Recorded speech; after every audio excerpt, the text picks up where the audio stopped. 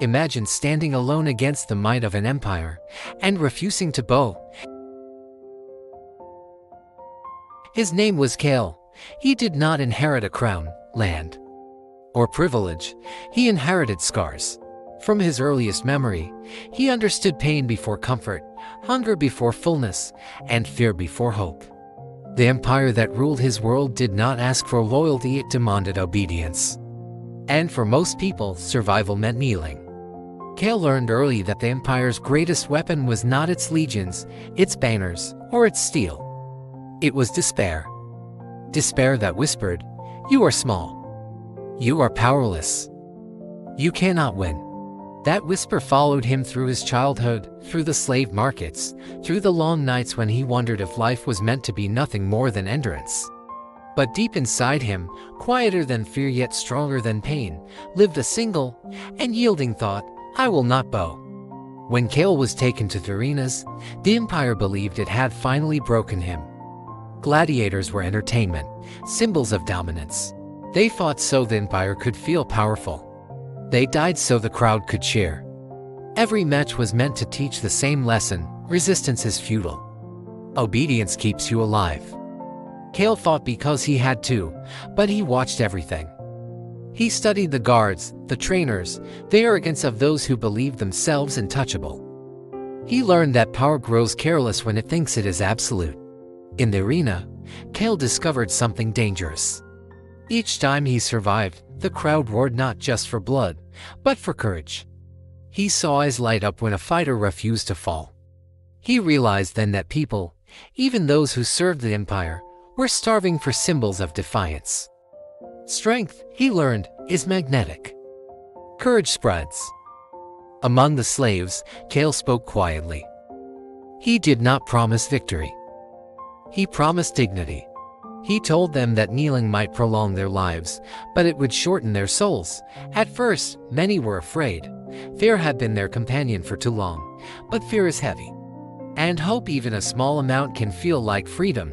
Slowly, one by one, they listened. Kale taught them that rebellion is not chaos, it is discipline. That courage without unity is wasted. That fighting an empire head-on without strategy is suicide. They trained in secret. They shared food. They shared stories.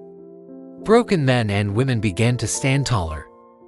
Not because they were stronger than the empire, but because they had decided they were done being small. When the first chance came, it was imperfect. It was dangerous. It was necessary. They struck quickly, not to conquer, but to escape. The empire expected screams and surrender. Instead, it found resistance. What shocked the generals was not the loss of soldiers, it was the refusal to kneel.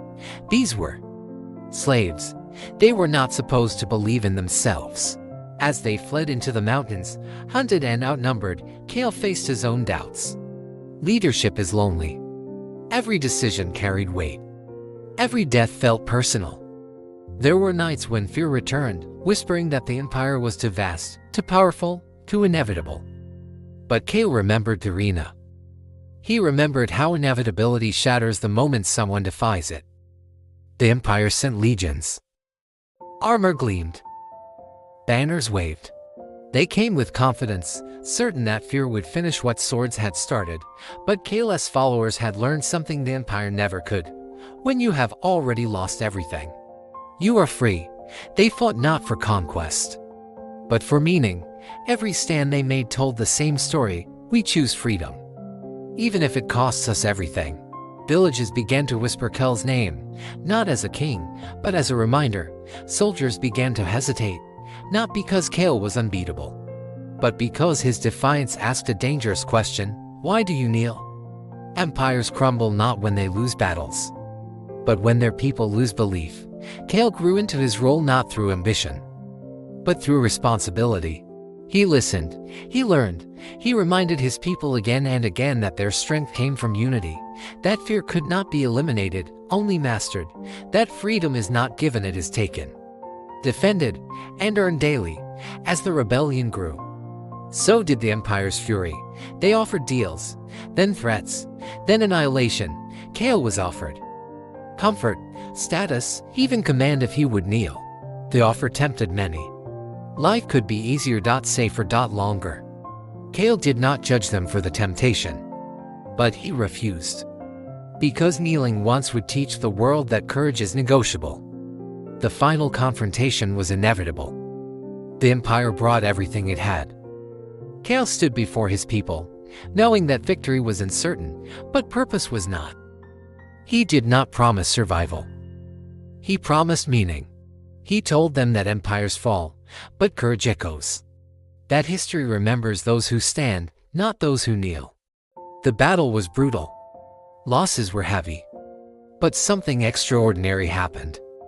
Even as they were pushed back, even as the cost grew unbearable, they did not break. And the Empire, for the first time, felt something unfamiliar: doubt. Not doubt in strategy, but doubt in destiny. Kale's story did not end with him ruling an empire. It ended with him proving the truth the powerful fear most: strength does not come from domination. It comes from refusal. Refusal to accept injustice as fate. Refusal to believe that power defines worth. Refusal to kneel. And that is why his story matters to you. Because you face empires every day. Fear that tells you to stay small. Systems that tell you to accept less. Voices that say resistance is pointless. Kale's life reminds us that courage is not loud, it is consistent. That freedom begins the moment you decide your soul matters more than your comfort. So when life pressures you to bow, remember this: empires rise and fall, but the human spirit, once awakened, cannot be conquered. Stand tall. Refuse to kneel. Your defiance might be the spark someone else is waiting for. If this story moved you, inspired you, or reminded you of your own strength, make sure to like this video, share it with someone who needs courage today, and subscribe to the channel for more powerful motivational stories. Your support helps keep these stories alive, and your courage might change more lives than you realize.